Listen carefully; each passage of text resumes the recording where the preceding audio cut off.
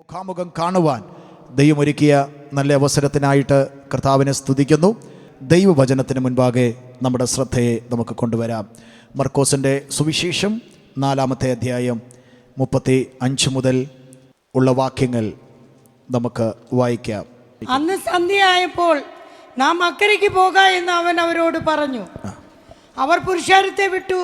താൻ പടകിൽ ഇരുന്ന പാടെ അവനെ കൊണ്ടുപോയി. മറ്റു ചെറു പടകുകളും കൂടെ ഉണ്ടായിരുന്നു.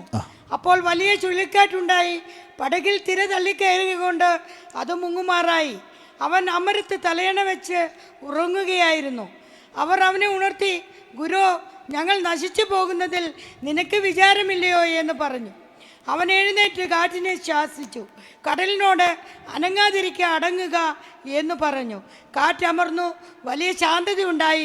പിന്നെ അവൻ അവരോട്, നിങ്ങൾ ഇങ്ങനെ ഭീരുക്കളാകുവാൻ എന്ത് നിങ്ങൾക്ക് ഇപ്പോഴും വിശ്വാസമില്ലയോ എന്ന് പറഞ്ഞു. അവർ വളരെ ഭയപ്പെട്ടു. കാറ്റും കടലും കൂടെ ഇവനെ അനുസരിക്കുന്നുവല്ലോ, ഇവൻ ആര് എന്ന് തമ്മിൽ പറഞ്ഞു. ഒരു നിമിഷം കൂടെ നമ്മുടെ കണ്ണുകളെ ദിവസത്തിൽ അടയ്ക്കാം. ദൈവജനത്തിൻ്റെ സത്യങ്ങൾ പരിശുദ്ധാത്മാവ് എഴുതി തീർത്തപ്പോൾ പരിശുദ്ധാത്മാവ് ഇത് ജനഹൃദയങ്ങളിൽ എങ്ങനെ ക്രിയ ചെയ്യണമെന്നാണോ പരിശുദ്ധാത്മാവ് ആഗ്രഹിച്ചത്, അതേ നിലകളിൽ തന്നെ ജനത്തിൽ ക്രിയ ചെയ്യുവാൻ, ദുരുപദേശങ്ങളോ മറ്റ് യാതൊന്നും വായിൽ നിന്ന് പുറത്തു വരുവാൻ ഇടയാകാതെ വണ്ണം ദൈവാത്മാവ് തന്നെ സംസാരിക്കുവാൻ ദൈവമക്കൾ പ്രാർത്ഥിക്കണം. പരിശുദ്ധ കർത്താവേ, ദൈവജനത്തിന് മുൻപാകെ ഞങ്ങളെ തന്നെ സമർപ്പിക്കുന്നു. ദൈവാത്മാവ് ഞങ്ങളുടെ ഇടപെടണം, സംസാരിക്കണം. ഏകാഗ്രതയോടെ ദൈവത്തിൽ ഇരിപ്പാൻ സഹായിക്കണം. യേശു ക്രിസ്തുവിൻ നാമത്തിൽ തന്നെ പിതാവേ, ആമേൻ.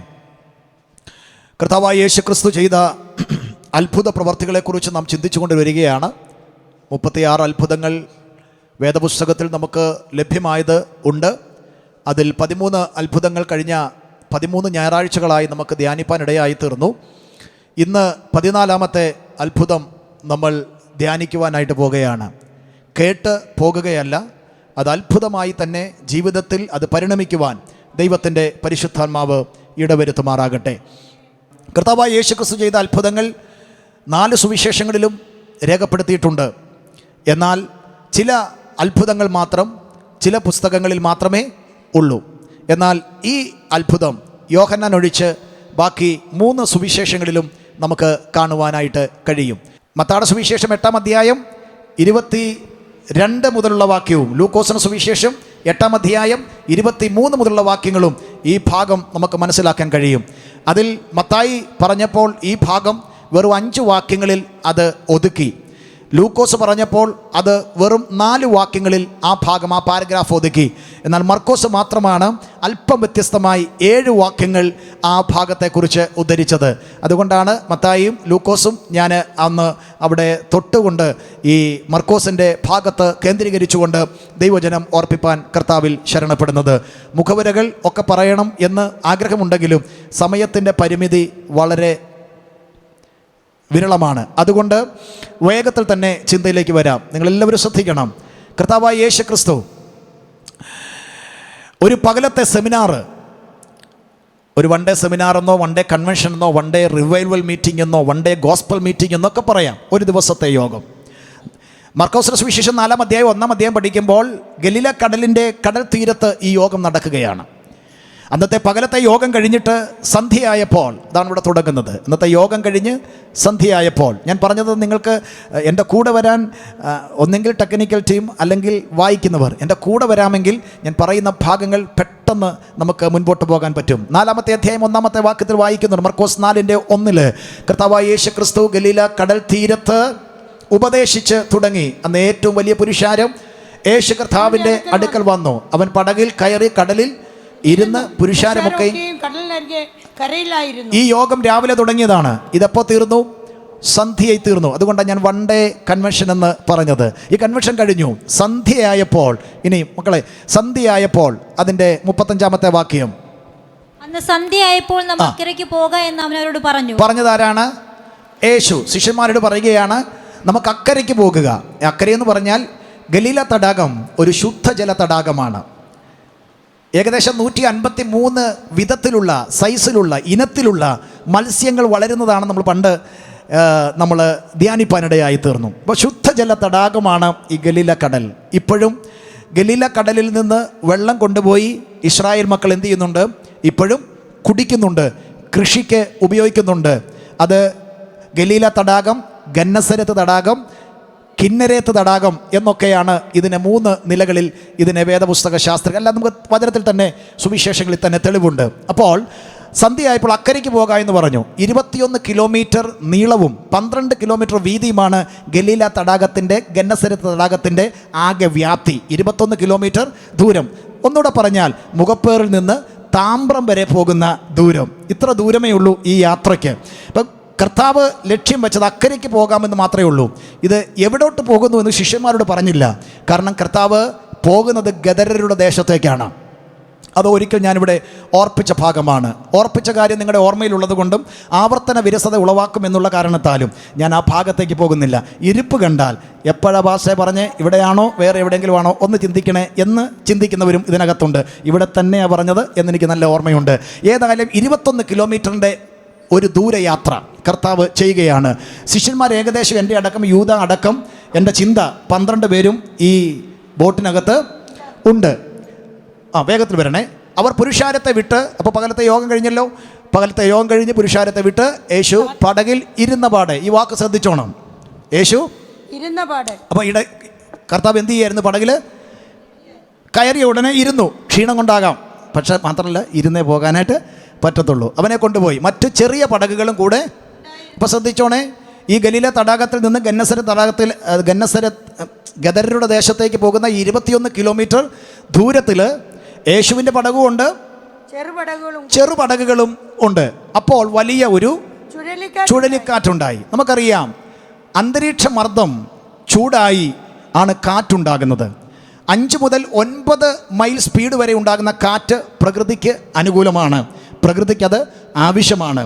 നമുക്ക് മനുഷ്യന് അത് ജീവിക്കുവാൻ, വൃക്ഷങ്ങൾക്ക്, മൃഗങ്ങൾക്ക് ഒക്കെ ജീവിക്കുവാൻ 5 മുതൽ 9 വരെ കിലോമീറ്റർ സ്പീഡിലുള്ള കാറ്റ് നമുക്ക് ആവശ്യമാണ്. എന്നാൽ അത് 35 മുതൽ 90, 100, 110 ആകുമ്പോൾ അത് കൊടുങ്കാറ്റായി, ചുഴലിക്കാറ്റായി മാറും. നമുക്കറിയാം, പകൽ കടൽ കാറ്റും രാത്രിയിൽ കരക്കാറ്റുമാണ്. ഒന്നുകൂടെ പറഞ്ഞാൽ, കടലിൽ കാറ്റടിക്കുന്നത് പകലാണ്, കരയിൽ കാറ്റടിക്കുന്നത് രാത്രിയാണ്. അപ്പോൾ സന്ധ്യയായപ്പോൾ ഗദരരുടെ ദേശത്തേക്ക് പോകാനായിട്ട് തീരുമാനമെടുത്തതിൻ്റെ ഒരു കാരണം, ഈ പടകിലുള്ള മിക്കവാറും പേര് ആരാണ്? ഗലീല കടൽ തീരത്ത് കൊച്ചുപ്രായം മുതൽ വട്ട് കളിച്ചവരാണ്. ഒന്നുകൂടെ പറഞ്ഞാൽ, ഒരു ഷേക്കൽ വെള്ളത്തിലേക്ക് ഇട്ട് കൊടുത്താൽ, വട്ട് കളിച്ചവരെന്ന് പറയുമ്പോൾ മറ്റേ വട്ടല്ല, മറ്റേ നമ്മൾ പണ്ട് ചെറുപ്പത്തിൽ കളിച്ച വട്ട്. ഓക്കെ. ഈ ഒരു ഷേക്കൽ നാണയമൊക്കെ ഗലീല കടൽ തിട്ടത്തിലേക്ക് ഇട്ട് കൊടുക്കുമ്പോൾ അവിടുത്തെ മുക്കുവൻ പിള്ളേർ പോയി മുങ്ങിയെടുക്കും. അങ്ങനെ പണ്ട് ഇട്ട ഒരു കോയിനാണ് ഒരു മീൻ വിഴുങ്ങി അത് തൊണ്ടയ്ക്കൊക്കെ കുടുങ്ങി. അതാണ് പത്രോസിനും യേശുവിനും ടാക്സ് കൊടുക്കാൻ വേണ്ടി ചതുർദ്രഹ്മ പണമായിട്ട് കിട്ടിയത്. അപ്പോൾ ഈ ഗലീല കടലിലേക്ക് ഷേക്കൽ കോയിനുകളൊക്കെ എറിഞ്ഞു കളഞ്ഞാൽ അവിടുത്തെ മുക്കുവന്മാർ, പത്രോസിനെ പോലെയുള്ള പ്രിയപ്പെട്ടവരൊക്കെ കൊച്ചുപ്രായത്തിൽ മുങ്ങി ആ പണമെടുത്ത അത്രയും പഴക്കമുള്ള ഒരു ഗലീല കടലാണ്. ഇതിലൂടെയാണ് ഇവരിങ്ങനെ യാത്ര ചെയ്യുന്നത്. അപ്പോൾ ഞാൻ പറഞ്ഞല്ലോ, പകലിൽ കടലിൽ കാറ്റടിക്കും, രാത്രിയിൽ കരയിൽ കാറ്റടിക്കും. അപ്പം രാത്രിയിൽ പോകാനായിട്ട് ഉണ്ടായ ഒരു കാര്യം, രാത്രിയിൽ കടലിൽ കാറ്റില്ല, രാത്രിയിൽ കരയിൽ മാത്രമേ. അപ്പോൾ പ്രതീക്ഷിക്കാത്ത സമയത്ത് ഒരു കാറ്റാണ് ഇവിടെ ചുഴലിക്കാറ്റായി 37-ാമത്തെ വാക്യത്തിൽ വന്നത്. ഇന്ന് പകൽ ദൈവത്തെ ആരാധിക്കുന്ന ദൈവജനത്തോട് ഞാൻ പറയാം, നമ്മുടെ മനസ്സിലിരിക്കുന്നത് രാത്രി പോയാൽ കരയിലെ കാറ്റുള്ളൂ, കടലിൽ കാറ്റില്ല. പക്ഷെ പ്രതീക്ഷിക്കാത്ത സമയത്ത് 5 മുതൽ 9 കിലോമീറ്റർ വരെ സ്പീഡിലടിക്കുന്ന കാറ്റ് എനിക്ക് നല്ലത്, എനിക്ക് ജീവിക്കാൻ അനുകൂലമാണെങ്കിൽ ഇത് ഏകദേശം ഒരു 110 കിലോമീറ്റർ സ്പീഡിലാണ് ഇത് അടിക്കുന്നത്. സ്തോത്രം, ഹല്ലേലൂയ. ഈ ചുഴലിക്കാറ്റുകൾക്ക് പേരുകേട്ട ഒരു സ്ഥലമാണ് യുണൈറ്റഡ് സ്റ്റേറ്റ്സ്. അമേരിക്കയുടെ മിക്കവാറും സംസ്ഥാനങ്ങളിലാണ് സുപ്രസിദ്ധമായ കാറ്റുകളൊക്കെ അടിക്കുന്നത്. കാട്രീന, റീത്ത എന്ന് വേണ്ട ലോകത്തിലേക്ക് ഏറ്റവും ശക്തിയായിട്ടുള്ള കാറ്റ് ടൊറന്റോ കാറ്റാണ്. അതാണ് ലോകത്തിലേക്ക് ഏറ്റവും ശക്തിയായിട്ടുള്ള കാറ്റ്. അത് ഈ കഴിഞ്ഞ ഇടയ്ക്കൊക്കെ അമേരിക്കയിൽ എന്ത് ചെയ്തു? അടിച്ചു. അമേരിക്കയിൽ വെക്കുന്ന വീടുകൾക്കൊന്നും കോൺക്രീറ്റ് റൂഫുകൾ വളരെ കുറവാണ്. എന്താണെന്ന് ചോദിച്ചാൽ ഇതാണ് അതിൻ്റെ ഒരു കാരണം. സ്തോത്രം. വി ബോർഡ് എന്ന് പറയുന്ന ഒരു മെറ്റീരിയൽ കൊണ്ടാണ് മിക്കവാറും ഒക്കെ അമേരിക്കയിലെ വീടുകൾ എന്നോ ബ്യൂട്ടിഫുൾ ആയിരിക്കും. അമേരിക്ക പോയിട്ടുള്ളവരുടെ കൈ ഉയർത്തിക്കാട്ട്, സന്തോഷത്തോടെ ഉയർത്തുന്നേ. 5-6 പേരുണ്ടല്ലോ, മതി, അത്രയും പേരുണ്ട് അമേരിക്ക പോയിട്ടുള്ളൂ. ഒരു നോക്ക് ആരൊക്കെയാണ് പോയെന്ന്. നിങ്ങളും പോവും. പോട്ടെ. അപ്പോൾ അമേരിക്ക പോയി കഴിഞ്ഞാൽ അവിടുത്തെ വീടുകളുടെ സ്ട്രക്ചർ വർക്കുകൾ നോക്കിക്കഴിഞ്ഞാൽ അവരെല്ലാം വളരെ ടെമ്പററി ആയിട്ടുള്ള, അതായത് അവിടെ ഉപയോഗിക്കുന്ന മെറ്റീരിയൽ എല്ലാം കൊടുങ്കാറ്റുകൾ വന്ന് ഈ വീടുകൾ വീണു പോയാലും അതിൻ്റെ അകത്തുനിന്ന് എന്ത് ചെയ്യണം? എഴുന്നേറ്റ് ജനം ഓടണം. അല്ല JCB ഒന്നും വന്ന് വാരിക്കൊണ്ട് പോകേണ്ട കാര്യം ഇല്ല. അത് പൊക്കി എടുത്തുകൊണ്ട് അവരെങ്ങനെ പോകും? അങ്ങനെയുള്ള സ്ട്രക്ചറുകളൊക്കെയാണ് അമേരിക്കയിലുള്ളത്. കാരണം കൊടുങ്കാറ്റുകൾക്ക് പേര് കേട്ട, പ്രശസ്തി ആർജിച്ച ഒരു സ്ഥലമാണേത്? അമേരിക്ക. ഇപ്പം ഒട്ടും കുറവല്ല. ഈ അടുത്ത സമയത്ത് നമുക്കറിയാം എന്താ, ബാർപോജോയ് ദുരന്തം എന്ന് പറയുന്ന കാറ്റ് അതിങ്ങനെ അടിച്ചടിച്ചടിച്ചടിച്ച് വന്ന് അന്ന് സംസ്ഥാനങ്ങളിലൂടെയൊക്കെ ഇങ്ങനെ പോയി. അത് രാജസ്ഥാനിൽ അവർ വലിയ പദ്ധതികൾ ദൈവസഭയ്ക്ക് വേണ്ടി അവരന്ന് വലിയൊരു കൺവെൻഷൻ ഉണ്ടാക്കി. ആ കൺവെൻഷൻ്റെ പന്തലെല്ലാം കൂടെ ഈ ബാർപോജോയ് ദുരന്തം തൂത്തുവാരി ആ യോഗങ്ങളൊക്കെ അല്ലേ ലെൻസം പറഞ്ഞു, അങ്ങനല്ലേ, അത് ക്യാൻസൽ ചെയ്ത് പെന്തക്കോസുകാർക്കെതിരെ പദ്ധതി ഒരുക്കിയ പദ്ധതിയെ ദൈവം ഒരു ചുഴലിക്കാറ്റ് അടിപ്പിച്ച് രാജസ്ഥാൻ്റെ മണ്ണിൽ നിന്ന് തുടച്ചു മാറ്റി. ദൈവജനത്തോടാ ഞാൻ ഒരു ദൂത് പറയാം, ദൈവസഭയ്ക്കെതിരെ ആരൊക്കെ എഴുന്നേറ്റിട്ടുണ്ടോ അവർക്കെതിരെ ഹല്ലേലൂയ രക്തത്താലും വചനത്താലും ജയമെടുക്കുന്നു. ഹല്ലേലൂയ. ഗ്രഹാം സ്റ്റേഴ്സിനെയും 2 കുഞ്ഞുങ്ങളെയും ആമേൻ സ്തോത്രം ഒരു ജീപ്പിനകത്തിട്ട് കത്തിച്ചു. ദാരാം സിംഗ് എന്ന് പറയും, അദ്ദേഹം രക്ഷിക്കപ്പെട്ട് സ്നാനപ്പെട്ട പാസ്റ്ററാണ് ദാരാ സിംഗ്. അദ്ദേഹത്തെ ചുട്ടുകൊന്ന അദ്ദേഹം ഇപ്പോൾ ദാരാ സിംഗ് ഇപ്പോൾ പാസ്റ്ററാണ്. പക്ഷേ ആ മണ്ണിനെ സ്വർഗം ഇളക്കി മറിച്ചത് നിങ്ങൾക്കറിയാം. ഞാനതിലേക്കൊന്നും ഇപ്പോൾ പോകുന്നില്ല. പോകട്ടെ പ്രിയരെ. അപ്പോൾ ഒരിക്കലും പ്രതീക്ഷിക്കാത്ത സമയത്താണ് ഈ ചുഴലിക്കാറ്റ് എവിടെ അടിച്ചത്? ഹല്ലേലൂയ. ഇന്ന് രാവിലെ സമയം പ്രാർത്ഥിക്കുന്ന ദൈവത്തെ പറയാം, ഗലീല കടലിലെ എക്സ്പീരിയൻസ് വെച്ച് നോക്കിയാൽ, ചെറിയ പ്രായം മുതൽ ഉള്ള അനുഭവം വെച്ച് നോക്കിയാൽ രാത്രിയിൽ അങ്ങനെ കാറ്റടിക്കത്തില്ല. പക്ഷേ ഇപ്പോൾ യേശുവുള്ള പടക് ചുഴലിക്കാറ്റടിക്കുന്നു. നമ്മളാണെ പറയും യേശുവിനെ അറിഞ്ഞ മുതലാണ് ഈ കട്ടതയൊക്കെ വരുന്നത്. എൻ്റെ കൂടെയാണ്ട് ജോലി ചെയ്യുന്ന അദ്ദേഹം പള്ളിയിലും പോകത്തില്ല, ഒന്നും പോകത്തില്ല, ഒരു കുഴപ്പവും ഇല്ല. പിള്ളേരൊക്കെ ആണെങ്കിൽ ഉരുണ്ടുരുണ്ടാണ് പോകുന്നത്. നമ്മുടെ പിള്ളേരാണെങ്കിൽ ഓഞ്ഞോഞ്ഞാണ് പോകുന്നത്. സൺഡേ സ്കൂളും പഠിക്കുന്നു, യോഗത്തിനും പോകുന്നു. അവരുടെ പിള്ളേർ ഉരുണ്ടുരുണ്ട് പോകുന്നു. അതാ പണ്ട് ആസാവ് അങ്ങനെയാണ് ചിലർ. ആസാവ് രാവിലെ എഴുന്നേറ്റിട്ട് അയൽവാസികളെ നോക്കും. പുള്ളി നല്ല ആരോഗ്യവാനായിട്ട് ഇങ്ങനെ ഓടി നടക്കുമ്പോൾ ആസാവ് പറയുകയാണ്, അയ്യോ ഞാൻ വെറുതെ ഞാൻ ഈ നിലയിൽ ആത്മീകത്തിൽ വന്നത്. അവസാനം ആസാഫിന് മനസ്സിലായി. എപ്പോഴാണെന്നറിയോ? ഒരു ഞായറാഴ്ച ആലയത്തിൽ വന്നപ്പം പാസ് പ്രസംഗിച്ചു, അന്തം എന്താകുമെന്നൊക്കെ പ്രസംഗിച്ച് കഴിഞ്ഞപ്പോഴാണ് ആസാഫിന് മനസ്സിലായത്, ഇവിടുത്തെ ആരോഗ്യമല്ല അവിടുത്തെ നിത്യതയാണ് പ്രധാനമെന്ന് മനസ്സിലായപ്പോൾ തനിക്ക് മനസ്സിലായി ഇവിടെ ഒന്നുമില്ലേലും കുഴപ്പമില്ല. ഒരു കാര്യം ദൈവജനത്തോട് ഞാൻ പറയാം, യേശു ഉണ്ടേലും ജീവിതത്തിൽ പ്രതികൂലം വരാം. പക്ഷെ യേശു ഉണ്ടെങ്കിൽ പ്രതികൂലത്തിൽ നാം തകരില്ല. ആ സമയത്ത് യേശു ഇല്ലാത്തവൻ തകർന്നിരിക്കും. അവന് വേറെ ഒരു റെമഡി എന്ന് പറയാൻ വേറെ ഒന്നുമില്ല. പക്ഷെ യേശു ഉള്ള പടകിനെ കർത്താവ് സൂക്ഷിക്കും. അപ്പോൾ വലിയ ഒരു ചുഴലിക്കാറ്റുണ്ടായി. പടകിൽ തിര തള്ളിക്കയറുകൊണ്ട് അത് മുങ്ങുമാറായി. നിങ്ങൾ ആരെങ്കിലും മത്തായിയുടെ സുവിശേഷം 8-ാം അധ്യായം 22 മുതലും ലൂക്കോസ് 8-ന്റെ 23 മുതലും വായിച്ചു കഴിഞ്ഞാൽ അല്പം വ്യത്യസ്തമായിട്ടുണ്ട്. പക്ഷേ എനിക്കെല്ലാം കൂടെ ഇപ്പോൾ ഓർപ്പിക്കുവാനായിട്ട് സമയമില്ല. മത്തായി 8:23. അവനൊരു പടകിൽ കയറിയപ്പോൾ അവന്റെ ശിഷ്യന്മാർ കൂടെ ചെന്നു. അപ്പോൾ അവിടെ സന്ധ്യ എന്നുള്ള സമയമൊന്നുമില്ല. അതുകൊണ്ടാണ് മർക്കോസിൽ ഇച്ചിരി വ്യക്തമായിട്ട് എഴുതിയിട്ടുള്ളത് കൊണ്ടാണ് ഞാൻ മർക്കോസിൽ തന്നെ നിൽക്കുന്നത്. പിന്നെ കടലിൽ വലിയ ഓളം ഉണ്ടായി. ഒരോളം ഉണ്ടായി. പടക് എന്നാൽ മർക്കോസ് പറയുന്നത് എന്താണ്? ഓളമാണോ? ഓളം ഗലീല കടലിൽ ഓളം ഉള്ളതാ, പക്ഷെ ഓളമല്ല, പിന്നെ ചുഴലിക്കാറ്റ്. ഇനി പറയാം, മർക്കോസ് തന്നെ വരാം. അന്ന് സന്ധ്യയായപ്പോൾ നാം അക്കരയ്ക്ക് പോകാം എന്ന്. അത് ഇൻവെർട്ടർ കോമയ്ക്കകത്ത് കൊടുത്തേക്കുന്ന കാര്യം എന്താ അറിയാമോ? ശരിക്കും സ്ഥലം വേണമെങ്കിൽ പറയാമായിരുന്നു. ഏതാ? ഗദരരുടെ ദേശത്ത്. എന്താ കർത്താവ് പറയാഞ്ഞതിൻ്റെ കാര്യം എന്നറിയാമോ? അത് ശവക്കല്ലറയുള്ള സ്ഥലമാണ്. എന്താണ്? അവിടെ നിന്നാണ് ഒരു മനുഷ്യൻ 6000 ഭൂതം ബാധിച്ച ലഗ്യോൻ എന്ന മനുഷ്യനെ കർത്താവ് സൗഖ്യമാക്കാൻ പോകുന്ന പോക്കായത്. അങ്ങോട്ടാ പോകുന്നതെന്ന് പറഞ്ഞാൽ ശിഷ്യന്മാർ പറയും, ഞാൻ എന്ത് ചെയ്യുന്നില്ല, വരുന്നില്ലെന്ന് പറയും. അവർ പറയും, ഇവിടെ ഇപ്പോൾ യോഗം കഴിഞ്ഞതേ ഉള്ളൂ, ഇവിടെ ഇനി ഞങ്ങൾ ജാഗരിച്ചുകൊണ്ട് ഇവിടെ ഇരുന്നോളാം, നിങ്ങൾ പോയിട്ട് വാ. അതല്ല, ചില പോരാട്ടമുള്ള വീട്ടിൽ പ്രാർത്ഥിക്കാനായിട്ട് നമ്മൾ വിളിച്ചു കഴിഞ്ഞാൽ എവിടെ ഭാഷ പോകുന്നത്? അത് ഇച്ചിരി പോരാട്ടമുള്ള വീട്, പക്ഷേ അർജൻറ്റായിട്ടൊരു കോള് വരുന്നു ഓഫീസിൽ നിന്ന്, അതുകൊണ്ട് ഞാൻ അങ്ങോട്ട് പോവുക. ഹല്ലേലൂയ. അപ്പോൾ ഈ പോരാട്ടമുള്ളിടത്തോട്ട് പ്രാർത്ഥിക്കാൻ പോകാൻ നമ്മളിൽ പലർക്കും എന്താ കാര്യം? പോരാട്ടം തിരിച്ചടിക്കും. സത്യമാണ്. ഞാനൊരു കാര്യം പറയാം, എവിടെയും കയറി വേഗത്തിൽ പ്രാർത്ഥിക്കരുത്. എല്ലാവരുടെയും വിഷയത്തിന് വേണ്ടി പ്രാർത്ഥിക്കരുത്. അവർക്ക് സൗഖ്യമാകും, അതേ പ്രശ്നം നിൻ്റെ മേൽ വരും. ആഹാ. അതുകൊണ്ട് പ്രാർത്ഥിക്കുന്നവർ വളരെ ആലോചിച്ച് വേണം പ്രാർത്ഥിക്കാൻ. നല്ല കൃപ പ്രാപിച്ചു വേണം. എനിക്കറിയാം നിങ്ങളുടെ പ്രാർത്ഥനയൊക്കെ ഇന്ന് നിർത്തും. നിങ്ങൾ ഇനി ആർക്ക് വേണ്ടി പ്രാർത്ഥിക്കത്തില്ലെന്ന് എനിക്കറിയാം. പ്രാർത്ഥിക്കല്ലെന്നല്ല ഞാൻ ഈ പറഞ്ഞത്. പൗലോസ് പോലും പറഞ്ഞിട്ടുണ്ട്, ആരുടെ മേലും വേഗത്തിൽ കൈവെക്കലെന്നല്ല, കൈവെക്കരുത് എന്ന് പറഞ്ഞാൽ കാണുന്നവരുടെ എല്ലാം തലയെ കൈവച്ച് പോയി ശാസിച്ച് പൽസിച്ച് കെട്ടും ബന്ധനമൊന്നും അഴിക്കരുത്. അവിടുത്തെ കെട്ടും ബന്ധനം അഴിയും, അതെല്ലാം കൂടെ കെട്ടി നമ്മുടെ കയ്യിൽ തരും. പിന്നെ നമ്മൾ ബന്ധനമായിട്ട് നടക്കേണ്ടി വരും. അതുകൊണ്ട് കൃപ പ്രാപിച്ച് കൃപയിൽ ആശ്രയിച്ച് മാത്രമേ ദൈവമക്കൾ ഇങ്ങനെയുള്ള കാര്യങ്ങളൊക്കെ ചെയ്യാവൂ. ഏതായാലും യേശു ശിഷ്യന്മാരോട് എന്ത് ചെയ്തില്ല? എങ്ങോട്ടാ പോന്നേന്ന് പറഞ്ഞില്ല, അക്കരയ്ക്ക് പോകുക എന്ന് മാത്രമേ പറഞ്ഞുള്ളൂ. അവൻ 37. അപ്പോൾ വലിയ ചുഴലിക്കാറ്റുണ്ടായി, പടകിൽ തിര തള്ളി കയറുകൊണ്ട് അതെന്ത് ചെയ്തു?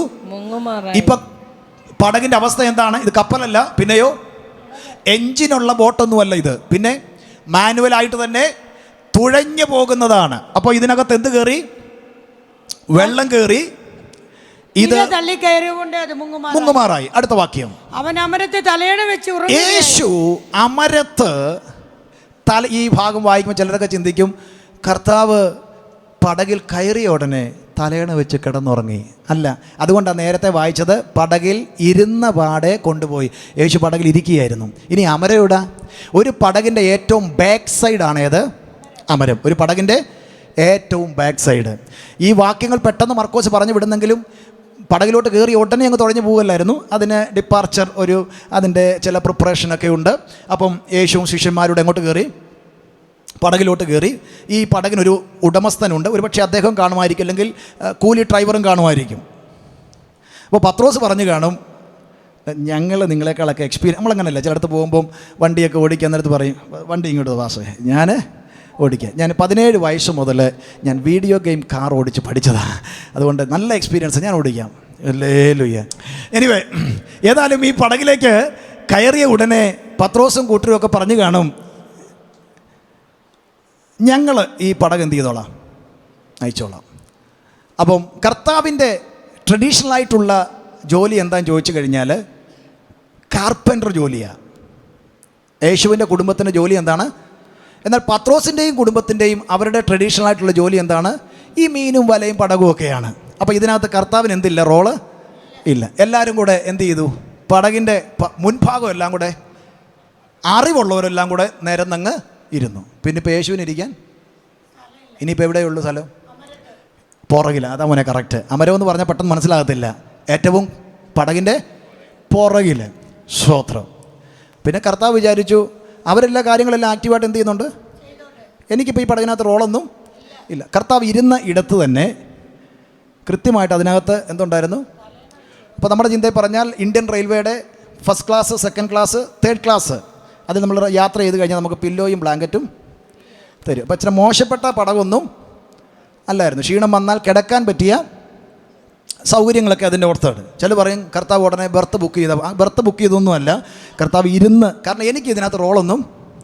മറ്റൊന്ന്, പകലത്തെ യോഗം കഴിഞ്ഞ് ഭയങ്കര ക്ഷീണമുണ്ട്. ഇന്ന് പകൽ ഞാനൊരു കാര്യം പറയട്ടെ, നമ്മുടെ ഭവനത്തിനകത്ത് നമ്മൾ കാര്യങ്ങളെല്ലാം കൂടെ ഏറ്റെടുത്ത് നടത്തി കഴിഞ്ഞാൽ പിന്നെ കർത്താവ് എവിടാ? പുറകില്ല. കാരണം നമ്മൾ ഉഷാറായിട്ട് കാര്യങ്ങളൊക്കെ ചെയ്യുന്നുണ്ട്, പിന്നെ കർത്താവിന് റോളൊന്നും ഇല്ല. പിന്നെ ഒരലർച്ച കേൾക്കാം, കർത്താവേ കുഞ്ഞിന് വയറിളക്കം.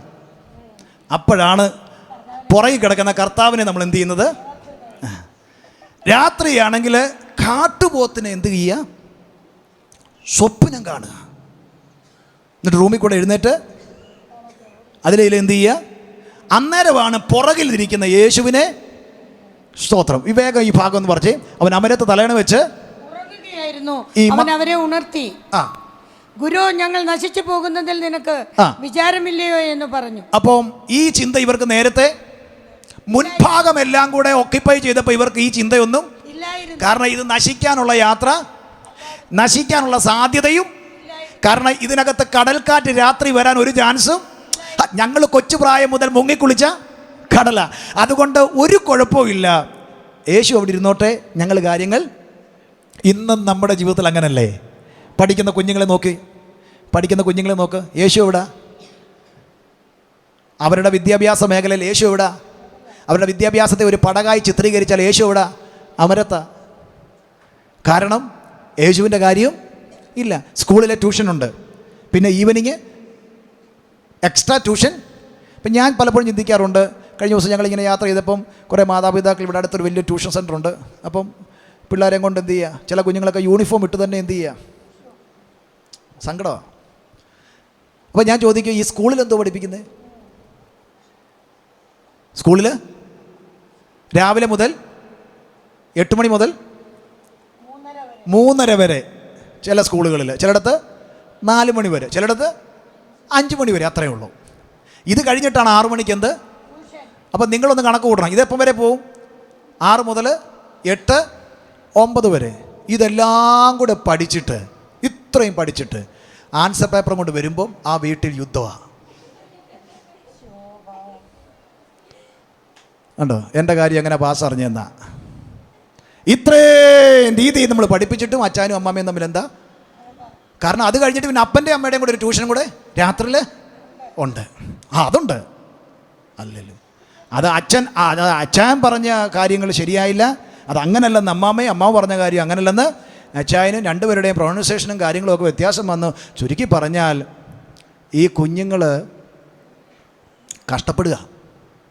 ഇവരുടെ ജീവിതത്തിൽ നേരം പ്രഭാതമായിട്ടവർ കിടക്ക വിട്ട് എഴുന്നേറ്റ് രാത്രി കിടക്കാൻ പോകുന്ന സമയം വരെ ഇന്ന് മുഴുവൻ യേശു എവിടെ ആയിരുന്നു? ഇനി ഇവർക്ക് യേശുവിനെ വേണ്ടത് എപ്പോഴാണെന്നറിയാമോ? എക്സാം വരുമ്പോൾ. കറക്റ്റ് നിങ്ങൾ പറയുന്നുണ്ട്, ഞാൻ പ്രസംഗിക്കേണ്ട കാര്യമില്ല, നിങ്ങൾ തന്നെ പറയുക.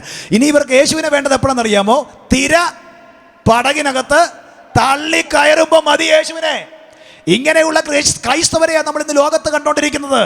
എല്ലാവർക്കും വേണ്ടത് പ്രശ്നം വരുമ്പോൾ യേശുവിനെ മതി, അതുവരെ യേശു പുറകില.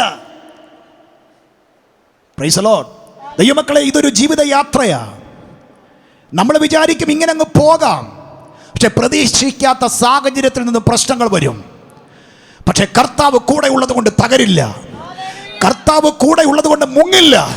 കർത്താവ് സ്നേഹവാനായതുകൊണ്ടാണ്, കർത്താവ് സ്നേഹവാനായതുകൊണ്ടാണ്. കാരണം അവർ പറഞ്ഞൊരു വാക്ക് കേട്ടോ, നാഥ, ഇത് മാത്രം ഞങ്ങൾ. കർത്താവ് 35-ാം വാക്യത്തിൽ എന്തോ പറഞ്ഞത്? നിങ്ങൾ അക്കരയ്ക്ക് പോകാനാണെന്ന് പറഞ്ഞേ, നാം അക്കരയ്ക്ക് പോകുക. അവിടെ കർത്താവ് പറഞ്ഞപ്പോൾ എല്ലാവരെയും കൂടെ ഉൾപ്പെടുത്തിയാണ് യേശുവും ശിഷ്യന്മാരും. പക്ഷെ ഇവിടെ ഇവർ പറയുകയാണ്. അപ്പം നിങ്ങൾക്ക് മനസ്സിലായോ? ഇവരുടെ ഈ യാത്രയിൽ ആരില്ല? മനസ്സിലാകുന്നു ഈ മക്കളെ? യഥാർത്ഥത്തിൽ കർത്താവ് പടകിലുണ്ടെങ്കിലും ഇവർ കർത്താവിനെ കണക്ക് കൂട്ടിയിട്ടില്ല. അതുകൊണ്ട് അവസാനത്തെ വാക്യം ചോദിച്ചത്, കാറ്റും കടലും കൂടെ ഇവനെ അനുസരിക്കുന്നു. ഇവൻ, അതിൻ്റെ അർത്ഥം കൂടെ യേശു പോകുന്നെങ്കിലും യേശു ആരാണെന്ന് ഇന്ന് പകൽ ദൈവത്തെ സ്നേഹിക്കുന്ന പെന്തക്കോസ്തുകാരായ പാസ്റ്ററോടും വിശ്വാസികളോടും ദൈവം ചോദിക്കുകയാണ്, രക്ഷിക്കപ്പെട്ട് സ്നാനപ്പെട്ട് ദൈവകൃപയിൽ വന്നു, നമ്മുടെ കർത്താവിനെ കുറിച്ച് എന്തറിവാണ് നമുക്കുള്ളത്? സ്തോത്രം. നാഥ, ഞങ്ങൾ നശിച്ചു പോകുന്നതിൽ നിനക്ക് ഹല്ലേലൂയ. കർത്താവ് എവിടെയാണ് തലയണ വെച്ചത്? അമരത്ത്. എനിക്ക് ആ ഭാഗമൊക്കെ ഓർപ്പിക്കണമെന്നുണ്ടെങ്കിലും സമയം മുൻപോട്ട് കടന്നുപോയി. അപ്പോസ്തലനായ പൗലോസ് റോമിലേക്കുള്ള യാത്രയിൽ നമുക്കറിയാം, ഒരു വലിയ 276 പേരുള്ള ഒരു ഷിപ്പ്. ഹല്ലേലൂയ. അവിടെ നമ്മൾ അപ്പോസ്തലപ്രവൃത്തി 27-ാം അധ്യായത്തിൽ വായിക്കുന്നുണ്ട്, തിരയുടെ കേമത്താൽ അമരം തകർന്നുപോയി. തിരയുടെ കേമത്താൽ അമരം തകർന്നുപോയി. ഒരു ബോട്ട് തിരയടിക്കുമ്പോൾ ഏറ്റവും കൂടുതൽ ആദ്യം തകരുന്നത് അമരമാണ്. ബോട്ട് പോകുന്നത് നിങ്ങൾ കണ്ടിട്ടുണ്ടല്ലോ. മുൻഭാഗം അല്പം പൊന്തിയും പുറകു ഭാഗം അല്പം താഴ്ന്നു. അപ്പം നിങ്ങൾക്ക് മനസ്സിലായോ കർത്താവിന് കൊടുത്ത സ്ഥാനം ഇവിടെ? ഹല്ലേലൂയ. പക്ഷേ ഏറ്റവും പ്രശ്നങ്ങൾ ഉണ്ടാകാൻ സാധ്യതയുള്ളിടത്താണ് കർത്താവ് സ്ഥാനം പിടിച്ചേക്കുന്നത്. ഇനിയും ഈ അമരമാണ് ഒരു പടക് തകർന്നാൽ ആദ്യം തകരുന്നെങ്കിൽ യേശുവിനെ തകർത്തിട്ട് മാത്രമേ ഈ പടക് തകർക്കാൻ പറ്റത്തുള്ളൂ. പക്ഷേ ഇന്ന് പകൽ ഒരു കാര്യം ദൈവമക്കൾ ഓർത്തുകൊള്ളണോ, യേശുവിനെ തകർക്കാൻ ആർക്കും കഴിയത്തില്ല. എനിക്ക് ഏറ്റവും കൂടുതൽ വചനം പഠിച്ചപ്പോൾ എനിക്ക് സങ്കടം തോന്നിയത്, ഇവർ കർത്താവ് കൂടെ ഉണ്ടെന്നും പറഞ്ഞ് ക്രിസ്തീയ ജീവിതം, സൗഭാഗ്യ ജീവിതം എന്നൊക്കെ പറഞ്ഞിങ്ങനെ കൊട്ടിപ്പാടി പോകുന്നുണ്ടെങ്കിലും ഇടയ്ക്ക് ചോദിക്കുക, നാഥാ, ഞങ്ങൾ നശിച്ചു പോകുന്നതിൽ കർത്താവുമായി ഒരു ബന്ധവുമില്ലാത്ത അവസ്ഥ. ഇതിനെക്കുറിച്ച് മത്തായി പറയുന്നത് അല്പം കൂടെ വ്യത്യസ്തമായിട്ടാണ്. ആ ഭാഗം ലൂക്കോസ് പറയുന്നത്, ലൂക്കോസ് 8:23 വായിച്ചാട്ട്. ലൂക്കോസ് 8:23. അവർ നീക്കി ഓടുമ്പോൾ എന്നൊരു വാക്കുണ്ട്. അവർ നീക്കി ഓടുമ്പോൾ അവൻ ഉറങ്ങിപ്പോയി. അവർ നീക്കി ഓടുമ്പോൾ അവൻ ഉറങ്ങിപ്പോയി. ഇപ്പൊ എന്ത് ചെയ്യാണ്? ശിഷ്യന്മാർ ഭയങ്കര ഓട്ടമാണ്. പക്ഷെ ഇവരുടെ ചിന്ത എന്താണ്? ഈ ഓട്ടം ലക്ഷ്യത്തിൽ എത്തുമെന്നാണ് അവരുടെ ചിന്ത. Price the Lord. പക്ഷേ ആ സമയത്താണ് പ്രതീക്ഷിക്കാത്ത കാറ്റ് ഉണ്ടായത്. ആമേൻ. ഞാൻ പറഞ്ഞല്ലോ, ചെറിയ പ്രായം മുതൽ ഈ കടലിൽ കാറ്റടിച്ചാൽ അതിൻ്റെ തീവ്രത അറിയാൻ കഴിവുള്ളവരാണ്. കാറ്റിൻ്റെ ശക്തി അടിക്കുമ്പോഴേ ഇതിൻ്റെ തീവ്രത അറിയാൻ കഴിവുള്ളവരാണ് ആര്?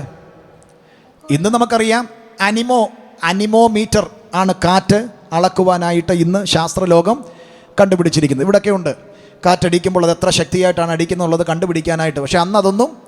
പക്ഷേ കാറ്റ് ശരീരത്തിൽ അടിക്കുമ്പോഴേ അവർക്കറിയാം ഇതിൻ്റെ കാഠിന്യം, ഇതിൻ്റെ ഡെൻസിറ്റി എത്രത്തോളം ഉണ്ടെന്ന്. ആമേൻ. ഒരുമാതിരിപ്പെട്ട കാറ്റുകളെല്ലാം ഇവർ റെസിസ്റ്റ് ചെയ്യും. ആര്? ഈ മുക്കുവന്മാർ. ആമേൻ. അത്രയും കഴിവുള്ളവരാ. പക്ഷെ ഇവർക്ക് മനസ്സിലായി, ജീവിതത്തിൽ ഇന്ന് വരെ കണ്ടിട്ടില്ലാത്ത ഒരു പ്രതിസന്ധിയെയാണ് ഇപ്പോൾ നമ്മൾ അഭിമുഖീകരിച്ചു കൊണ്ടിരിക്കുന്നത്. ഹല്ലേലൂയ. അവർക്ക് മനസ്സിലായി, ഈ പ്രശ്നത്തിൻ്റെ പരിഹാരത്തിന് നാഥനെ വിളിച്ചേ മതിയാകത്തുള്ളൂ. സ്തോത്രം. ദൈവമക്കളെ, പ്രതീക്ഷിക്കാത്ത സമയത്ത് പ്രശ്നങ്ങൾ വരാൻ സാധ്യതയുള്ള ഒരു ലോകത്താണ് നമ്മൾ താമസിക്കുന്നത്. അതുകൊണ്ട് പ്രശ്നങ്ങൾ വരുമ്പോൾ മാത്രം വിളിക്കുന്ന യേശുവിനെ അല്ല ഇന്ന് പകൽ നമ്മൾ ആരാധിക്കുന്നത്. എപ്പോഴും നമ്മുടെ കൺട്രോൾ കർത്താവിന് വിട്ടുകൊടുത്തേക്കണം. കർത്താവ് ഞാൻ വചനം പഠിച്ചപ്പോൾ എനിക്ക് മനസ്സിലായത്, കർത്താവ് ഉറങ്ങാൻ വേണ്ടി പടകിൽ കയറിയതല്ല. കാരണം 21 കിലോമീറ്റർ യാത്ര ചെയ്യുമ്പോൾ യേശുവിന് ഒരു റോളും. ഇപ്പം നമ്മളൊക്കെ വാഹനത്തിൽ കയറി കഴിഞ്ഞാൽ എന്താ ചെയ്യുന്നത്? ഫ്ലൈറ്റിലോട്ട് കയറി, കോക്പിറ്റിൽ ആരുണ്ട്? എത്ര പേരുണ്ട്? 2 പേരുണ്ട്. ഇനി അവർ 2 പേരും ഉറങ്ങിയാലും ഓട്ടോ പൈലറ്റിലേക്ക് സംഭവം ലാൻഡ് ചെയ്തോളൂ, അത് പോയിക്കോളൂ. നമ്മൾ ഈ യാത്ര ചെയ്യുമ്പോൾ നമ്മൾ വിചാരിക്കുന്നത് ആരാ പൈലറ്റ് എന്ന് അറിഞ്ഞിട്ടാണ് നമ്മൾ യാത്ര ചെയ്യുന്നത്. നമ്മൾ ചോദിക്കുക, ആരാണ് പൈലറ്റ്? അദ്ദേഹത്തിൻ്റെ അഡ്രസ്സ് എന്താണ്? അദ്ദേഹത്തിന് ഫ്ലൈറ്റ് ഓടിക്കാൻ അറിയുമോ? ഇത് ഫ്ലൈ ചെയ്യിപ്പിച്ചിട്ടുള്ള ആളാണ്? എത്ര വർഷത്തെ ആരെങ്കിലും ചോദിക്കാറുണ്ടോ? ഇല്ല. റെയിൽവേയിൽ ലോക്കോ പൈലറ്റ്, അദ്ദേഹം ഇവിടുന്ന് ട്രിവാൻഡ്രം മെയിലിൽ ഓടുക. എത്ര പേരുണ്ട്? 2 പേരുണ്ട്. നമ്മൾ ആരോടും ചോദിക്കാറുണ്ടോ? TTRനോട്, ആരാ ലോക്കോ പൈലറ്റ്? അദ്ദേഹത്തെ ഇങ്ങനെ വിളിച്ച് നമ്മളങ്ങ് കയറി ബർത്തലോട്ട് കിടക്കുന്നു. പക്ഷെ കർത്താവ് അങ്ങനെ ഈ പടകിൽ കയറിയത് ഉറങ്ങാൻ വേണ്ടി കയറിയതല്ല. എൻ്റെ പഠനത്തിൽ എനിക്ക് മനസ്സിലായത്, കർത്താവിന് ഈ പടകിൽ, ഈ യാത്രയിൽ ഒരു റോളുമില്ല. ഇന്ന് പകൽ വളരെ അപകടകരമായൊരു കാര്യമാണെന്ന് മനസ്സിലാക്കിക്കൊള്ളണം. പ്രശ്നങ്ങൾ വരുമ്പോൾ മാത്രം കർത്താവിനെ വിളിക്കുന്നവരല്ല ഇന്ന് പകൽ ഞാനും നിങ്ങളും. പിന്നെയോ പ്രിയരെ, കഴിഞ്ഞ ദിവസം ഞങ്ങൾ ഒരു പാസ്റ്റേഴ്സ് മീറ്റിങ്ങിൽ പങ്കെടുത്തപ്പോൾ, എൻ്റെ സമയം തീരുകയാണ്, പാസ്റ്റേഴ്സ് മീറ്റിങ്ങിൽ പങ്കെടുത്തപ്പോൾ ഒരു ദൈവദാസൻ അവിടെ കടന്നു വന്നു. ഞാൻ അദ്ദേഹത്തെ പരിചയപ്പെട്ടു. അദ്ദേഹം നല്ല രീതിയിലൊക്കെ വചനമൊക്കെ ശുശ്രൂഷിച്ചു. ഇപ്പം ഞാൻ കഴിഞ്ഞു വന്ന് പരിചയപ്പെട്ടു. ഇപ്പോൾ CMCയിൽ തൻ്റെ വൈഫിന് ട്രീറ്റ്മെൻറ്റിന് വേണ്ടി വന്നിരിക്കുകയാണ്. അപ്പോൾ ഞാൻ കാര്യങ്ങൾ ചോദിച്ചപ്പോൾ പറഞ്ഞു, പാസ്റ്ററെ, വൈഫ് കുളിച്ച് കഴിഞ്ഞ് താനിങ്ങനെ തോർത്തുന്ന സമയത്ത് തൻ്റെ ശരീരത്തിൻ്റെ ഈ ഭാഗത്തൊരു തടുപ്പ് പോലെ കണ്ടു. അപ്പോഴാണ് അത് നോട്ടീസ് ചെയ്യുന്നത്. നോക്കിയപ്പോൾ ക്യാൻസറിൻ്റെ 3rd സ്റ്റേജ്. ഒരിക്കലും പ്രതീക്ഷിച്ചില്ല. 43-44 വയസ്സുള്ളൊരു സഹോദരിയാണ്. ഒരിക്കലും പ്രതീക്ഷിച്ചില്ല ഈ ഒരു യാത്രയിൽ ഇങ്ങനൊരു ചുഴലിക്കാറ്റുണ്ടാകുമെന്ന്. ഇപ്പോൾ ഈ ലോകത്ത് ഏറ്റവും കൂടുതൽ മരണങ്ങൾ സംഭവിക്കുന്നത് കാർഡിയാക്ക് റിലേറ്റഡ് ആയിട്ടുള്ള രോഗമാണ്. ഇപ്പോൾ 2023 സംഭവിക്കുന്നത്, ഏറ്റവും കൂടുതൽ മരണം സംഭവിക്കുന്നത് കാർഡിയാക്ക് റിലേറ്റഡ് ആയിട്ടാണ്. 2ാം സ്ഥാനത്ത്, 1ാം സ്ഥാനത്ത് ഹൃദ്രോഗം, 2ാം സ്ഥാനത്ത് ക്യാൻസർ. ഇന്നലെ രാത്രിയിൽ ഞങ്ങളുടെ ഒരു പ്രാർത്ഥന കഴിഞ്ഞിട്ട് എന്നോട് പറഞ്ഞു, പക്ഷേ പ്രാർത്ഥിക്കണം, 42 വയസ്സുള്ളൊരു സഹോദരി, ക്യാൻസർ, അമേരിക്കയിലാണ്, 3rd സ്റ്റേജ് 4th സ്റ്റേജായി, ട്രീറ്റ്മെൻ്റ് ഇല്ല. ലോകത്തിലെ ഏറ്റവും കൂടുതൽ ട്രീറ്റ്മെൻറ്റ് ചെയ്യാൻ പറ്റിയ സ്ഥലം, ക്യാൻസറിന് ഏറ്റവും നല്ലത് അമേരിക്കയാണ്. പക്ഷേ ചികിത്സിക്കാൻ പറ്റത്തില്ല. കഴിഞ്ഞ ദിവസം വിക്ടർ ചാനോട് പറഞ്ഞു, അവരുടെ ഫാമിലിയിൽ ഒരു സഹോദരി 40 വയസ്സല്ലേ എന്ന് പറഞ്ഞ്, വളരെ ചെറിയ പ്രായമുള്ളവർക്കെല്ലാം കുടലിൽ പല നിലകളിൽ അവർക്ക് പ്രയാസങ്ങൾ. ആരും വിചാരിച്ചില്ല ഇങ്ങനെ ഈ പോകുന്ന യാത്രയിലൊരു പ്രശ്നമുണ്ടാകുമെന്ന്. ഇന്ന് പകൽ ഒരു കാര്യം ദൈവസ്നേഹത്തിൽ ഓർപ്പിക്കാം. തിരക്ക് നല്ലതാണ്, ജോലി നല്ലതാണ്, പഠനം നല്ലതാണ്, യാത്ര നല്ലതാണ്, ബിസിനസ് നല്ലതാണ്, എല്ലാം നല്ലതാണ്. ശാന്തമായി കേൾക്കൂ. എല്ലാം തിരക്കേറിയ ജീവിതം നല്ലതാണ്. പ്രതികൂലം വരുമ്പോൾ മാത്രം യേശുവിനെ വിളിക്കുന്നവരല്ല, കർത്താവിന് മുഖ്യസ്ഥാനം കൊടുത്ത് മുന്നോട്ട് കൊണ്ടുപോകാൻ ദൈവാത്മാവിടയാക്കണം.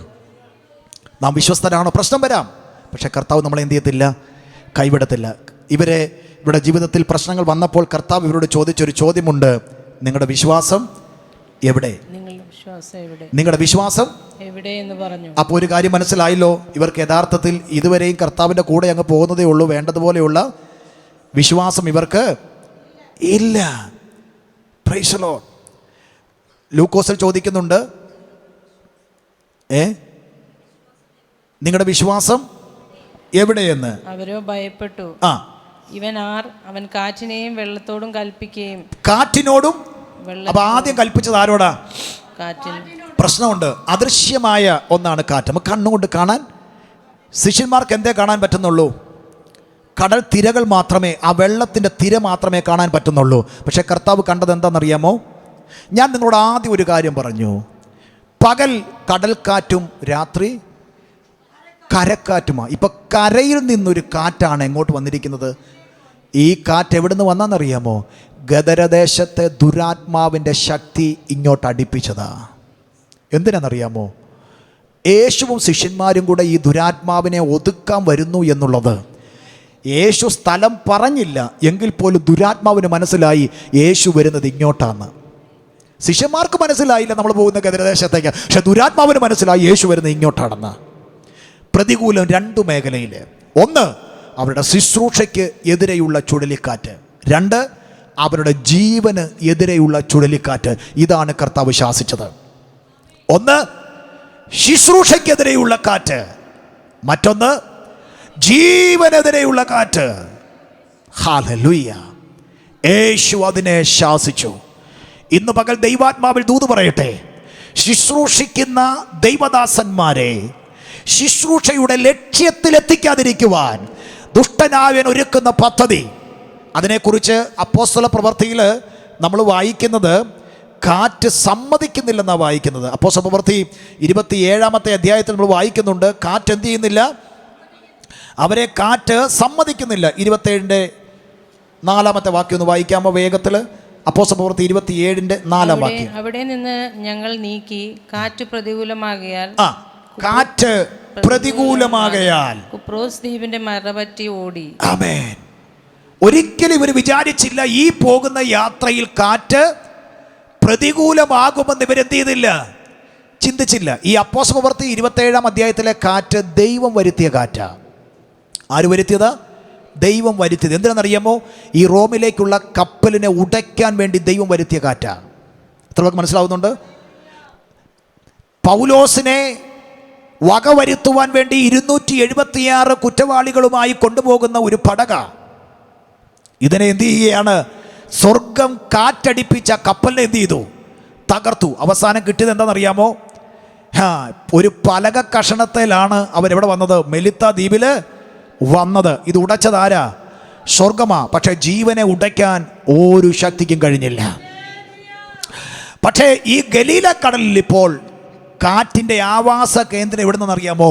ഗദരദേശത്തെ നിന്ന് കർത്താവിന് മനസ്സിലായി. ഇതെന്തിനെതിരെയുള്ള? ശുശ്രൂഷയ്ക്കെതിരെയുള്ളത്. രണ്ട്, ജീവനെതിരെയുള്ളത്. കഴിഞ്ഞ ദിവസം നമ്മുടെ ഓമന ആൻറ്റിക്ക് പെട്ടെന്ന് ഒരു പ്രയാസമുണ്ടായി. കർത്താവിനെ വളരെ പവിത്രമായി സേവിക്കുന്ന ഒരു മാതാവാണ്. നിങ്ങൾക്കറിയാം, വെള്ളിയാഴ്ച ഒരു പ്രത്യേക പ്രാർത്ഥനയുണ്ടായിരുന്നു.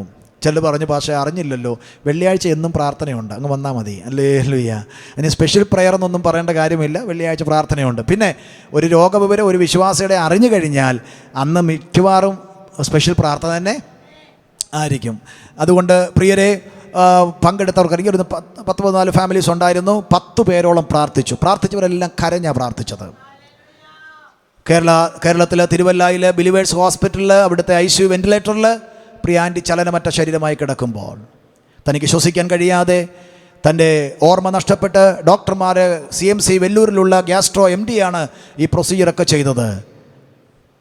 ജീവിതത്തിലേക്ക് തിരിച്ചു വരാൻ സാധ്യതയില്ലാത്ത മാതാവ്. ദൈവമക്കൾ ഒരുമിച്ച് ശക്തമായി പ്രാർത്ഥിച്ചു. Hallelujah, hallelujah. രാത്രി 2 മണിയായപ്പോൾ എനിക്ക് മെസ്സേജ് വന്നു. നിങ്ങൾ വിശ്വസിക്കുമോ? വെന്റിലേറ്റർ മാറ്റി. ICUവിൽ വർക്ക് ചെയ്യുന്ന മെഡിക്കൽ ഫീൽഡിൽ വർക്ക് ചെയ്യുന്നവരോടൊക്കെ ഈ സാക്ഷ്യം പറഞ്ഞു. അവർ പറയുക, പിന്നെ ഒറ്റ രാത്രി കൊണ്ടൊന്നും വെന്റിലേറ്റർ മാറ്റത്തില്ലെന്നത്. ഇവിടെ സിസ്റ്ററൊക്കെ ICUവിൽ ആ ഭാഗത്ത് വർക്ക് ചെയ്യുന്നവർ ഇനി എത്ര എന്ന് പറഞ്ഞാൽ സുഖമായാലും ഒരു വെന്റിലേറ്റർ എന്ത് ചെയ്യത്തില്ല. രാവിലെ നമ്മുടെ ചാണ്ടിച്ചായൻ പറഞ്ഞ പോലെ അവർക്കൊരു ടാർഗറ്റ് ഉണ്ട്. കുറഞ്ഞത് ഒരു 5-6 ദിവസം എന്ത് ചെയ്യും. പക്ഷേ ദൈവമക്കൾ പ്രാർത്ഥിച്ചു. അന്ന് രാത്രി 2 മണിയായപ്പോൾ വെന്റിലേറ്റർ മാറ്റി. ഇന്നലെ റൂമിലേക്ക് മാറ്റി. ആൻറ്റിക്ക് ഓർമ്മ വന്ന ഉടനെ ഒറ്റ ആഗ്രഹം, പാസ്റ്റോടൊന്ന് സംസാരിക്കണം. ആൻറ്റിയുടെ ഫോണിൽ നിന്ന് ആൻറ്റി തന്നെ എന്നെ വിളിച്ചു. എന്നിട്ട് എന്നോട് പറഞ്ഞു, പാസ്റ്റർ ഞാൻ ജ്യൂസൊക്കെ കുടിച്ചു, ഞാൻ സന്തോഷമായിട്ടിരിക്കുന്നു. എത്ര പേർക്ക് സന്തോഷമുണ്ട്? എത്ര പേർക്ക് സന്തോഷമുണ്ട്? ജീവനെതിരെ ദുഷ്ടൻ പദ്ധതികൾ ഒരുക്കും. ജീവനെതിരെ ദുഷ്ടനായവൻ പദ്ധതി ഒരുക്കും. പക്ഷേ കർത്താവ് ശാസിക്കും. കർത്താവ് ശാസിക്കും. ഹല്ലേലൂയ.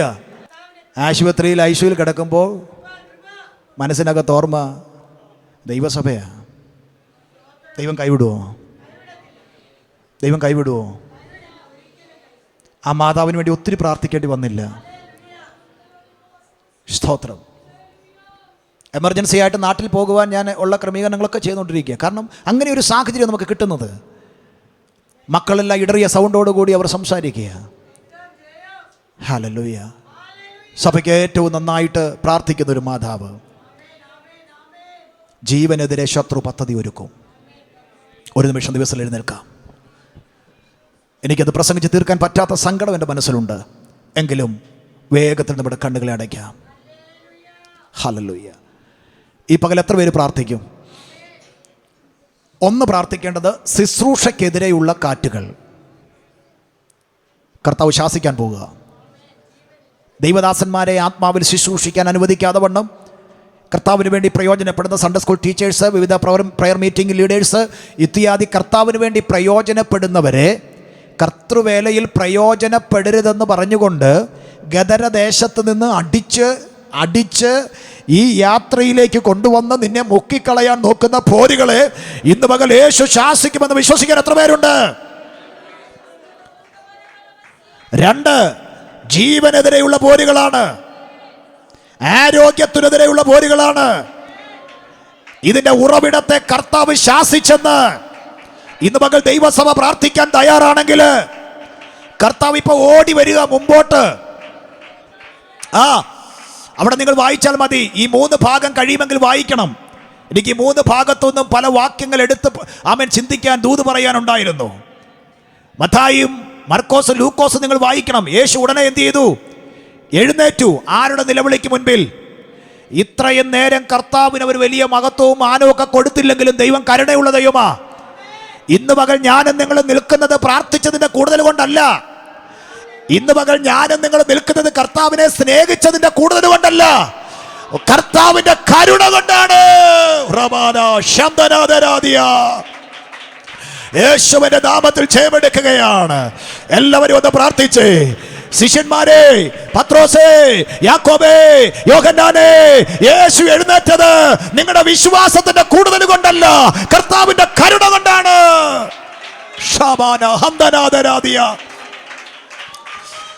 യേശുവിന്റെ നാമത്തിൽ ജയമെടുക്കുന്നു. യേശു ക്രിസ്തുവിന്റെ നാമത്തിൽ ജയമെടുക്കുന്നു. കർത്താവിനെ പവിത്രമായി സേവിക്കുന്നതിനകത്തുണ്ടോ? കർത്താവിനെ പവിത്രമായി സേവിക്കുന്നവരുണ്ടോ? ദൈവം നമ്മെ ഒരിക്കലും കൈവിടില്ല. യേശുവിന്റെ നാമത്തിൽ, യേശുവിന്റെ നാമത്തിൽ, യേശു ക്രിസ്തുവിന്റെ നാമത്തിൽ ജയമെടുക്കുകയാണ്.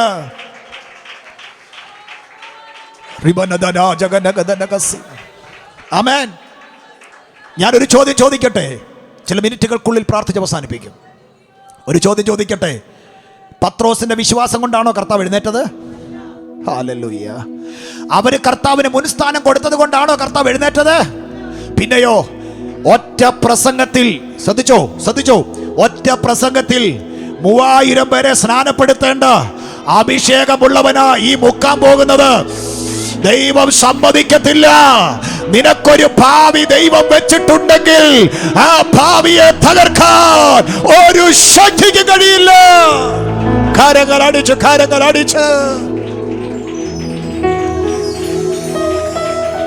ദൈവം നിന്റെ ഭാവി കണ്ടിട്ടുണ്ട്. ആ ഭാവിക്കെതിരെ ഒരു ദുഷ്ടനും എഴുന്നേൽക്കാൻ ദൈവം അനുവദിക്കത്തില്ല. Oh Jesus, Jesus, Jesus, Jesus, Jesus, Jesus. ആമേൻ, ആമേൻ. ശ്രദ്ധിക്കണേ, പത്മോസിൽ കിടന്ന് വെളിപ്പാട് കാണേണ്ടവൻ ഇതിനകത്തുണ്ട്. യേശു എഴുന്നേറ്റില്ലെങ്കിൽ അവനും മുങ്ങും. ഒറ്റ പ്രസംഗത്തിൽ 3000 പേരെ സ്നാനപ്പെടുത്തേണ്ട പത്രോസും മുങ്ങും.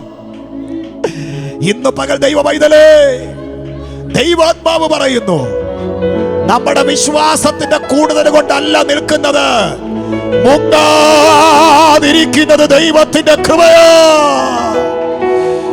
വിശ്വാസത്തിന്റെ കൂടുതൽ കൊണ്ടല്ല, മുങ്ങാതിരിക്കുന്നത് ദൈവത്തിന്റെ കൃപയാ. ഓ ഇന്ന് മകൾ ദൈവസഭയ്ക്കകത്ത് ദൈവസാന്നിധ്യം വെളിപ്പെടുന്നു. യേശുവിന് സ്ഥാനം കൊടുത്താട്ട്, യേശുവെ വിളിച്ചാട്ട്, നാഥ നാഥ നാഥ, എന്റെ കുടുംബം നശിക്കാൻ അനുവദിക്കരുത്. നാഥ, എന്റെ ശരീരം നശിക്കാൻ അനുവദിക്കരുത്. എന്റെ മനസ്സ് നശിക്കാൻ അനുവദിക്കരുത്. എന്റെ സമ്പത്ത് നശിക്കാൻ അനുവദിക്കരുത്. നാശങ്ങൾ യേശുവിന്റെ നാമത്തിൽ ജനത്തെ വിട്ട് മാറുന്നു. യേശു അതിന്റെ മേൽ അത്ഭുതം ചെയ്യുന്നു.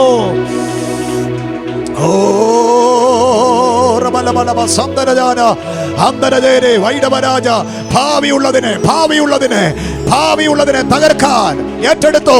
നിന്റെ കുഞ്ഞിനൊരു ഭാവിയുണ്ടെന്ന് കണ്ട് അതിനെ രോഗിയാക്കാൻ നോക്കുമ്പോൾ, അതിനെ ജീവിതത്തിൽ മുക്കിക്കളയാൻ നോക്കുമ്പോൾ, മുക്കാൻ നോക്കുന്ന രോഗമേ യേശുവിന്റെ നാമത്തിൽ യേശു കൽപ്പിക്കുന്നു, വിട്ടുപോ.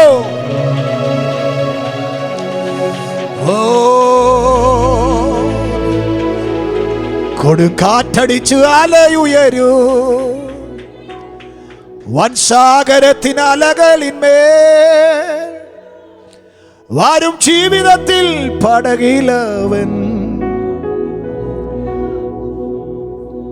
ഓ തരും ശാന്തി തന്ന വചനങ്ങളാ, ആഹാ ഇമ്പം ഇമ്പം ഇമ്പം എനി എന്നും ഇമ്പമേ എൻ ജീവിതത്തിൽ നൗകയിൽ താൻ വന്ന നാൾ മുതൽ. ആഹാ ഇമ്പം ഇമ്പം ഇമ്പം എനി എന്നും ഇമ്പമേ എൻ ജീവിതത്തിൽ നൗകയിൽ താൻ വന്ന നാൾ മുതൽ. ഹല്ലേലൂയ. ഈ പാട്ടിന്റെ ഈരടികൾ പാടുമ്പോൾ 2 മിനിറ്റ് മുമ്പോട്ട് പോയാലും നിങ്ങളാരും മനസ്സിൽ വിഷമിക്കരുത്.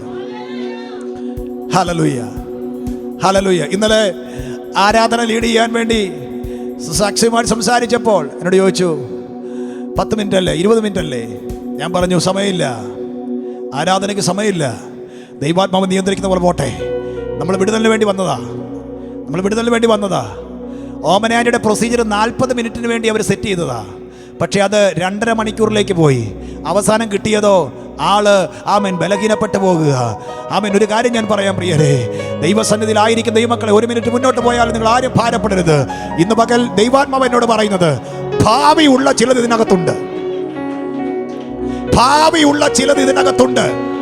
ചില കുഞ്ഞുങ്ങളെ നോക്കി പറയുക, പക്ഷെ അവരെ മുക്കാൻ നോക്കുന്ന ശക്തിയുണ്ട്, അപകടത്തിൽ കൊടുക്കാൻ നോക്കുന്ന ശക്തിയുണ്ട്. ഇന്ന് പകൽ ഏറ്റെടുത്ത് പ്രാർത്ഥിക്കാമെങ്കിൽ യേശു എഴുന്നേൽക്കാൻ പോകുക. ഭാവിയുള്ള പത്രോസേ, നിന്നെ മുക്കാൻ ദൈവം സമ്മതിക്കില്ല. നീ പുറകിലാ കർത്താവിന് സ്ഥാനം കൊടുത്തതെങ്കിലും, നിന്റെ പുറകിലാ കർത്താവ് നിന്നതെങ്കിലും, നിന്റെ കണ്ണുനീര് കേട്ടാൽ അവൻ പുറകിൽ നിൽക്കില്ല. അവൻ നിന്റെ അടുത്തേക്ക് ഓടി വരുന്നവനാ. വിളിച്ചിടത്തേക്ക് യേശു എന്ത് ചെയ്തു? എഴുന്നേറ്റോടി വന്നിട്ട്, കാറ്റേ, അതിനോട് ശാന്തമാകാൻ പറഞ്ഞതിനെ ശാസിച്ചു. എല്ലാ അനർത്ഥങ്ങളും മാറിപ്പോകട്ടെ. രാത്രി കാറ്റടിക്കാൻ സാധ്യതയില്ല, ഒരു പ്രതീക്ഷയില്ല. ജസ്റ്റ് ഇങ്ങോട്ട് പോയതാ. ചില പറയും ബൈക്ക് എടുത്ത് ജസ്റ്റ് ഇവിടല്ലേ കട, ഇവിടോട്ട് പോയതാ. ചില പറയും ജസ്റ്റ് സ്റ്റെപ്പ് ഇറങ്ങി ഇങ്ങോട്ടൊന്ന് പോയതാ. ചില പറയും ഈവനിങ് വാക്കിന് ജസ്റ്റ് അങ്ങോട്ട് പോയതാ. ആരും പ്രതീക്ഷിച്ചില്ല കാലിടറുമെന്ന്.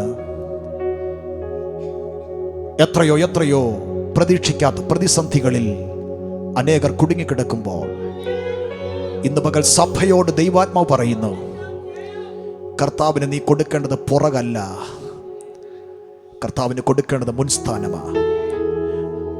പഠിക്കുന്ന കുഞ്ഞെ, യേശുപ്പച്ചനോട് പ്രാർത്ഥിച്ചിട്ട് നീ പഠിക്കാൻ തുടങ്ങാവൂ. കുഞ്ഞെ, നീ പ്രാർത്ഥിച്ചിട്ടേ സ്കൂളിൽ പോകാവൂ. നീ പ്രാർത്ഥിച്ചിട്ടേ ഉറങ്ങാവൂ. നീ പ്രാർത്ഥിച്ചിട്ടേ ഭക്ഷണം കഴിക്കാവൂ. യേശുപ്പച്ചന് മുൻസ്ഥാനം കൊടുത്താൽ നീ മുങ്ങാൻ അവൻ സമ്മതിക്കില്ല. പരിശുദ്ധ ദൈവമേ, നിങ്ങളുടെ സാന്നിധ്യം കൊണ്ട് ഞങ്ങൾ നിറച്ചതിനായി സ്തോത്രം. ഞങ്ങൾക്കെതിരെയുള്ള, സഭയ്ക്കെതിരെയുള്ള, കുടുംബങ്ങൾക്കെതിരെയുള്ള, ശുശ്രൂഷകൾക്കെതിരെയുള്ള, ജീവനെതിരെയുള്ള, ആമേൻ, നന്മകൾക്കെതിരെയുള്ള, ആയുസ്സിനെതിരെയുള്ള പ്രതീക്ഷിക്കാത്ത സമയത്ത് പ്രതീക്ഷിക്കാത്ത സ്ഥാനത്ത് നിന്നുള്ള എല്ലാ കാറ്റുകളെയും ഇന്ന് പകൽക്കാലം കർത്താവിടുന്ന് ശാസിക്കുന്നതിനായി സ്തോത്രം. യേശുവിൻ്റെ അത്ഭുതം ഇന്ന് പകൽ സഭയ്ക്കകത്ത് വെളിപ്പെടുന്നതിനായി സ്തോത്രം. പ്രാർത്ഥന കേട്ടിരിക്കാൻ സ്തോത്രം. യേശു ക്രിസ്തുവിൻ നാമത്തിൽ തന്നെ പിതാവേ. എല്ലാവരും ദൈവസന്നിധാനം ഇരിക്കാം. Family session